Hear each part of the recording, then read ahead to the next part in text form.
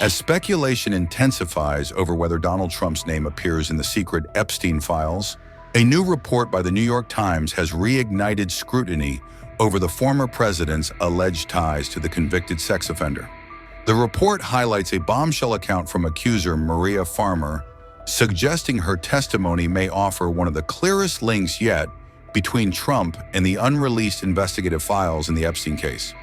Just last week, Trump publicly urged the release of grand jury testimony in Epstein's prosecution and insisted he has nothing to hide. I know you've urged people to move on, but I'm curious, why do you think your supporters in particular have been so interested in the Epstein story and so upset about how it's been handled? I don't understand it. Why they would be so interested. He's dead for a long time. He was never a big factor in terms of life. I don't understand what the interest or what the fascination is. I really don't. And the credible information's been given. Don't forget, we went through years of the Mueller witch hunt and all of the different things, the Steele dossier, which was all fake. All that information was fake. But I don't understand why the Jeffrey Epstein case would be of interest to anybody. It's pretty boring stuff. It's sordid, but it's boring. And I don't understand why it keeps going. I think, well, really only pretty bad people, including fake news, want to keep something like that going. But credible information, let them give it. Anything that's credible, I would say, let them have it.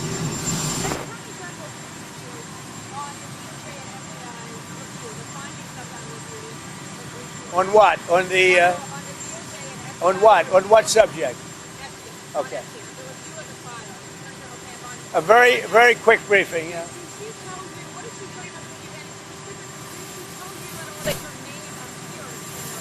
No, she's given us just a very quick briefing, and in terms of the credibility of the different things that they've seen, and I would say that, you know, these files were made up by Comey, they were made up by Obama, they were made up by the Biden, we went through years of that with the Russia hoax, with all of the different things that we had to go through. We've gone through years of it, but she's handled it very well. And it's going to be up to her. Whatever she thinks is credible, she should release. But the NYT report follows closely on the heels of another revelation, a Wall Street Journal piece that detailed Trump's lewd birthday greeting to Epstein, sparking waves across U.S. political circles.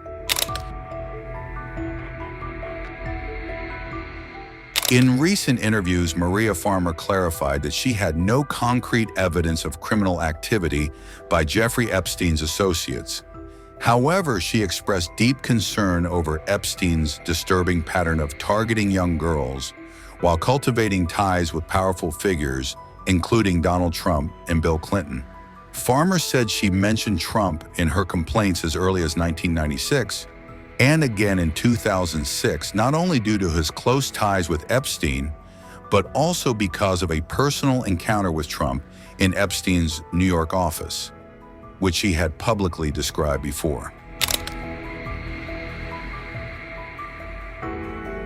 Maria Farmer told authorities that the unsettling encounter with Donald Trump happened in 1995, just as she was about to start working for Jeffrey Epstein. According to the New York Times, Farmer said Epstein summoned her late at night to his Manhattan office. She arrived in running shorts, unsuspecting and alone. Moments later, Trump walked in, dressed in a business suit. She claimed he began hovering over her, silently staring at her exposed legs. Farmer told investigators she felt frightened. Then Epstein entered the room and, noticing the tension, turned to Trump and reportedly said, "No, she's not here for you." The two men exited, but Farmer recalled hearing Trump remark that he thought she was only 16. Despite the alarming exchange, Farmer added that she never again experienced disturbing behavior from Trump, nor did she witness him act inappropriately with girls or women afterward.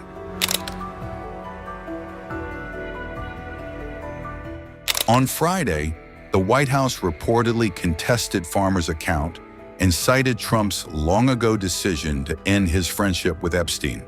"The president was never in his office," said Stephen Chung, the White House communications director, referring to Epstein. The fact is that the president kicked him out of his club for being a creep. He was quoted by the NYT as saying, "Thank you all for being here." And the chair recognizes the ranking member of the entire committee, Mr. Raskin, for his 5 minutes. Mr. Chairman, thank you very much. The most famous child sex trafficker of our time, I venture a guess, is Jeffrey Epstein, a man of extraordinary wealth, power, influence, and connection, a good friend of Donald Trump's, actually, and other politicians, who used his resources in order to exploit girls. I'm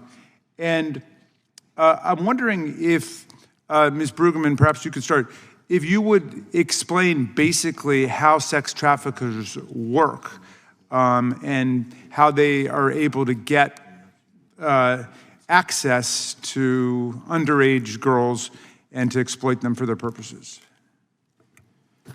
Thank you for the question. Sex traffickers work in many different ways to target vulnerabilities of the individuals they're targeting to exploit. So for young people, it's often through grooming, through approaching them and offering things that they're not getting at home. Whether so in his case, he had a woman, I think her last name was Maxwell, who worked with him, and then she would procure the girls by giving them gifts of money or clothing or invitations to parties, that kind of thing. My understanding is, yes, that there were people were being approached and offered financial rewards and benefits, an opportunity to come to parties, but we're not told exactly what was being expected of them, what would happen once they arrived, and then they had difficulty to not consent to what was happening and were entrapped in that situation. Yeah, and so they tended to be poor or vulnerable from a more like a broken home or dysfunctional family situation, right? Yeah, I think what we've heard from our witnesses is that people are targeted in different ways. So it might be because they were low income, it might be because they have an insecure immigration status, it might be because they're queer and not being respected by their communities, it might be because they're seeking validation and love and attention. So there are lots of ways to target folks. Okay, so you had an interesting colloquy about the law of prostitution. I know that's not what this is about, but I'm just wondering, did the law criminalizing prostitution and putting women in jail for prostitution help any of the girls who were trafficked by Jeffrey Epstein and his network? Exactly, no. The criminalization of people engaging in the selling of sex does not help anyone. It makes them more vulnerable, more at risk, and unable to come forward for assistance if they do experience abuse and exploitation. And the criminal records, as we've heard, follow them throughout their entire lives. Okay, I've got an article I'd like to submit for the record about Elon Musk's business empire is built on $38 billion in government funding. Without objection. If I could, from the Washington Post.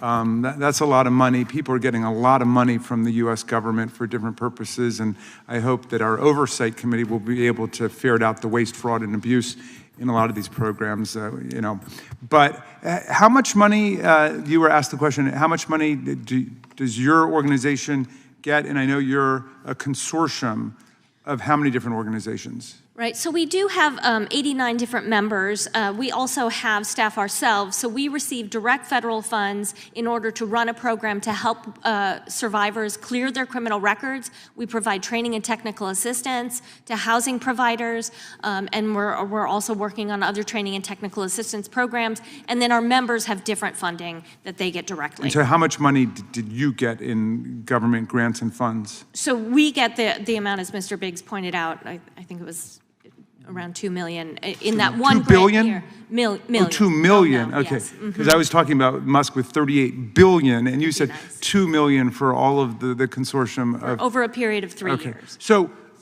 perhaps I come to you, Ms. Lopez. What would the effect be of actually demolishing government funds, grants to all of these organizations? There are some people who just want to shut it all down, and what would that mean? I can't speak to other organizations, but I can tell you Pearl at the Mailbox will never accept government grants. And how come you don't accept government grants?